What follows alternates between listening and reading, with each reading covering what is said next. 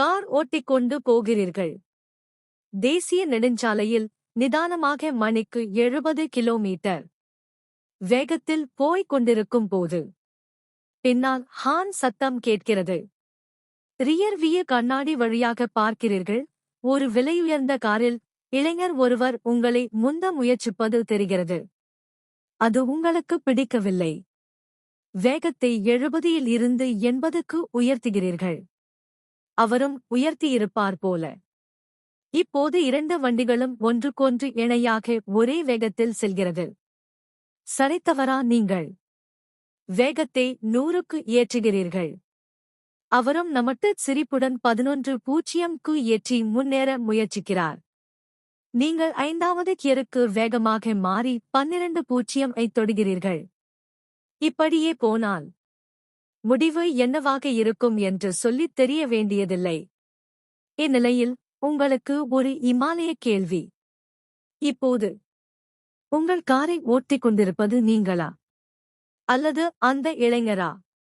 நிதானமாக 70 கிலோமீட்டர் வேகத்தில் இயற்கையை ரசித்தபடி பாதுகாப்பாக கார் ஓட்டிக் கொண்டிருந்த நீங்கள் இப்போதோ ஆபத்தான முறையில் 120 கிலோமீட்டர் வேகத்தில் கடும் கோபத்துடன் ஓட்டிக் கொண்டிருக்கிறீர்கள். காரணம் வேறு யாரோ எவரோ. வாழ்க்கையையும் சிலர் இப்படித்தான் கடத்துகிறார்கள்.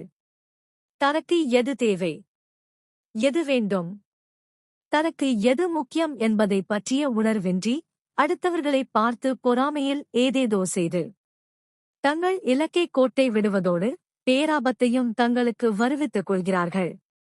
உங்கள் வாழ்க்கை எனும் வாகனத்தை பிறர் ஓட்டுமாறு செய்துவிட வேண்டாம். நாமே ஓட்ட வேண்டும். வாழ்க்கை என்பது ஒரு நீண்ட பயணம். அதில் நமது கட்டுப்பாட்டில் நமது வாகனத்தை நிதானமாக நாமே இயக்கிச் செல்லும்போது நம் வாழ்க்கை பயணத்தின் இலக்கை, எல்லையை எளிதாக பாதுகாப்பாக சென்றடைய நிச்சயம் நம்மால் முடியும். இந்த கதையின் மூலமாக நாம் கற்றுக்கொள்வது நம்ம வாழ்க்கை நம்ம கையிலதான் இருக்கு. அடுத்தவங்களுக்காக நம்மள மாத்திக்க கூடாது. நம்ம வாழ்க்கையை நிதானமாகவும் பொறுமையாகவும் நமக்கு பிடிச்ச மாதிரி வாழ்ந்தாலே போதும். இந்த கதை எனக்கு படிச்சதில் பிடிச்சது. உங்களுக்கு பிடிச்சிருந்தாலும் உங்க ஃப்ரெண்ட்ஸ்க்கெல்லாம் ஷேர் பண்ணுங்க. வீடியோ பிடிச்சிருந்தா லைக் பண்ணுங்க, காமெண்ட் பண்ணுங்க, நம்ம சேனல் ஐ சப்ஸ்கிரைப் பண்ணுங்க.